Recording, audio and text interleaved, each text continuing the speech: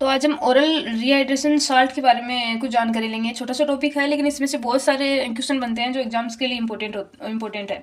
इसको साल्ट इसलिए बोला जाता है क्योंकि इसमें सोडियम और भी अदर साल्ट जो है वो यूज़ में लिए जाते हैं। रिहाइड्रेशन इसको इसलिए बोला जाता है क्योंकि ये जो डिहाइड्रेशन होता है, डिहाइड्रेशन के लिए यूज़ लिया जाता है,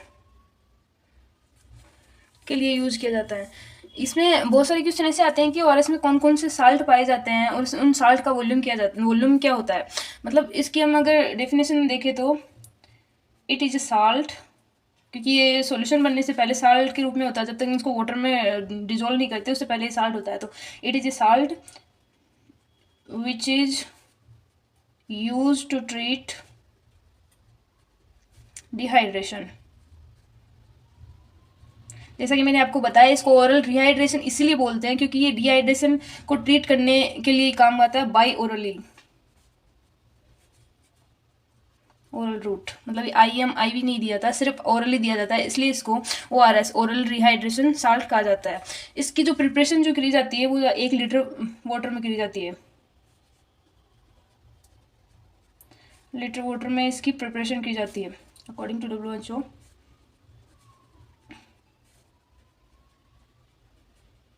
1 ORS के पैकेट में जो 1 ORS जो होता है उसमें कंटेंट्स होते हैं, इसमें सोडियम क्लोराइड, पोटेशियम क्लोराइड,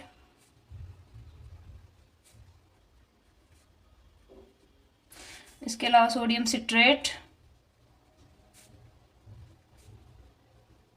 और ग्लूकोज पाया जाता है। इनके जो ये कंपोनेंट्स इनमें भी बहुत सारे क्वेश्चन बनते हैं कि इनमें कौन से कंपोनेंट्स पाए जाते हैं और कौन से कंपोनेंट्स नहीं पाए जाते।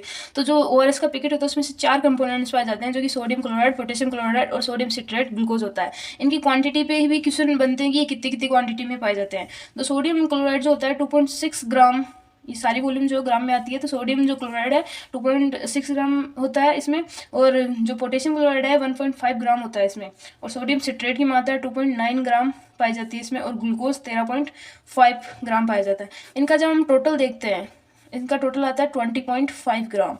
ये क्वेश्चन बहुत बार आया हुआ है कि ग्लूकोज में जो उनकी साल्ट की मात्रा होती है वो कितनी होती है, तो वो होती है 20.5 ग्राम।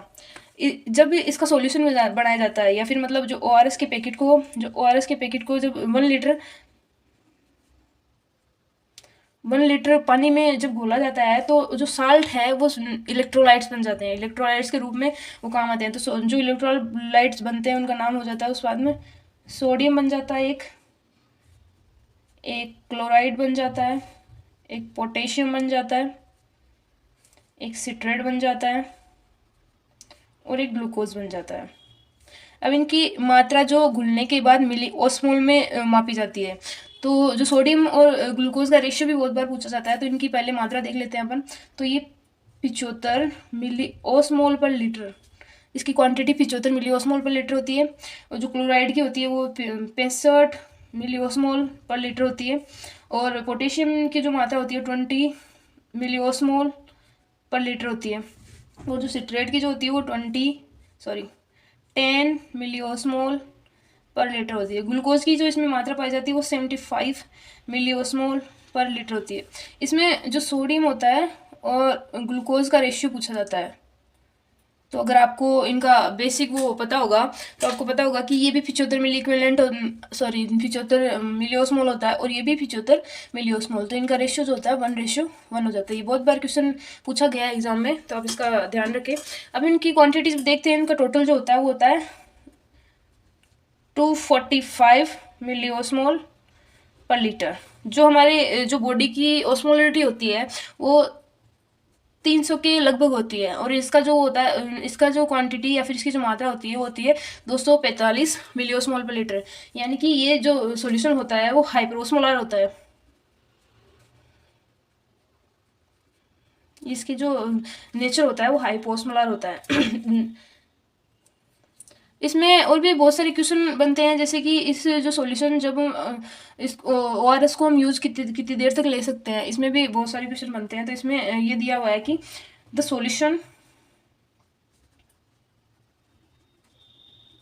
Solution can be used for drinking up to 24 hours after dissolve, मतलब कि डिजोल्व करने के बाद जैसे हम 1 लीटर पानी में इसको डिजोल्व करते हैं, डिजोल्व होने के 24 आवर तक ही हम इसका यूज़ ले सकते हैं। उसके बाद में हम जो ORS के सॉल्यूशन है उसका यूज़ नहीं ले सकते हैं। अब ये यूज़ करते हैं किस में है, तो ये यूज़ जो करते हैं वो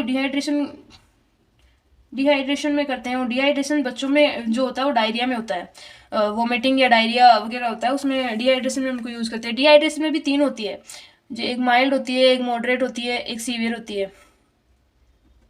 तो हम जो है माइल्ड और मॉडरेट टाइप का जो डिहाइड्रेशन है उसमें ही ORS का यूज़ कर सकते हैं, क्योंकि सीवियर टाइप के डिहाइड्रेशन में बच्चा या तो लिथार्जी हो जाएगा या अनकॉन्शियस हो जाएगा, तो हम इस प्रकार के सॉल्यूशन का यूज़ नहीं कर पाएंगे, क्योंकि वो एक्सेप्ट ही नहीं कर पाएगा बच्चा इस चीज़ को। तो ये था हमारा ORS का सॉल्यूशन। आई होप आपको अच्छा लगा होगा। पहला वीडियो है, आई डोंट नो क्या हो रहा है क्या नहीं हो रहा, but thank you for watching.